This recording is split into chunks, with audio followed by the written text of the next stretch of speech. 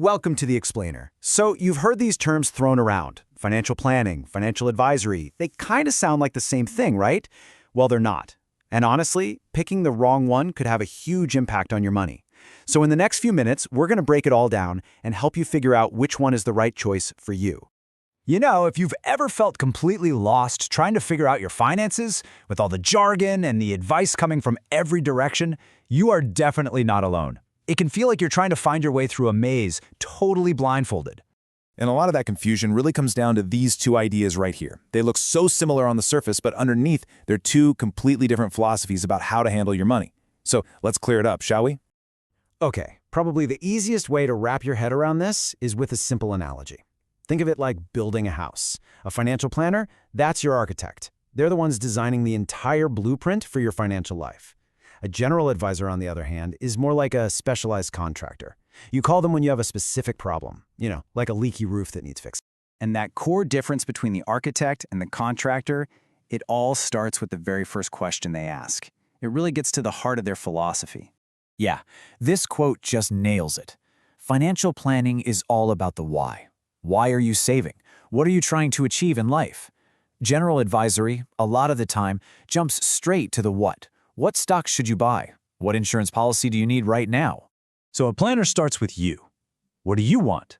Do you want to retire by 50? Send your kids to college debt-free? The whole plan is then built around making those things happen. General advisory often flips that around.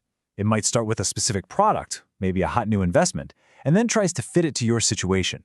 Your bigger goals might not even be the main focus. And at its core, this means planning is all about putting you, the client, at the center of everything.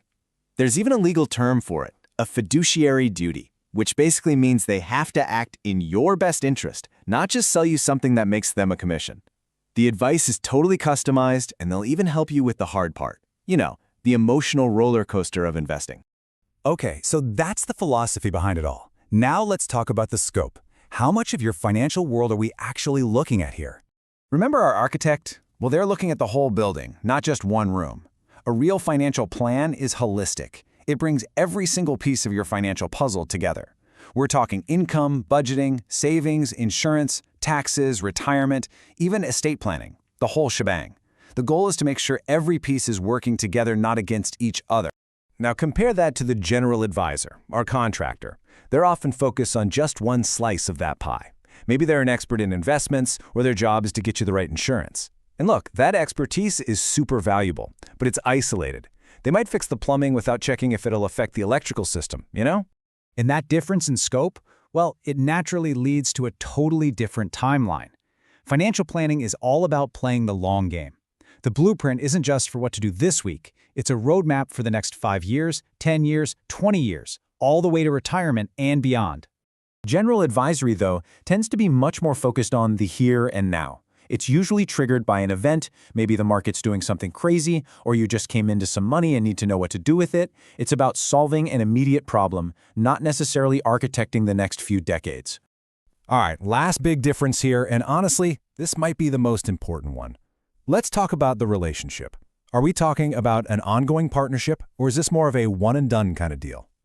See, financial planning isn't a single event. It's a journey. It's a process. You start by figuring out your goals, then you build a strategy to get there, you put the plan into action, and, this is the crucial part, you keep checking in on it. Because guess what? Life happens, and your plan needs to be flexible enough to change right along with you. The relationship with a general advisor is often, transactional. They recommend a great mutual fund, you buy it. They set you up with an insurance policy, you sign the papers. And once that's done, the engagement might just be over. That ongoing review isn't always part of the deal. And really, this all points to the ultimate goal. The whole point of the planning journey isn't just to pick one winning stock. It's to achieve this bigger thing we call financial well-being. It's that feeling of stability, of independence, that feeling where you can just breathe and have some peace of mind about your money and your future. Okay, so we've laid out all these differences, the philosophy, the scope, the relationship. So how in the world do you choose what's right for you? Let's just wrap this all up in a neat little package. Financial planning starts with why, your goals. It's the big picture, long-term, and it's an ongoing journey. General advisory usually starts with what? A product. It's focused, short-term, and often a single transaction. And hey, let's be clear, neither one is bad. They just do very, very different jobs. And this quote here really says it all. General advisory helps you pick the right tools from the toolbox. Financial planning helps you design the entire blueprint for the house you're building with those tools. So, at the end of the day, the question you need to ask yourself is pretty simple. Are you just looking for a tool right now? Or are you trying to build a future? Your answer to that one question will tell you exactly which path you need to take.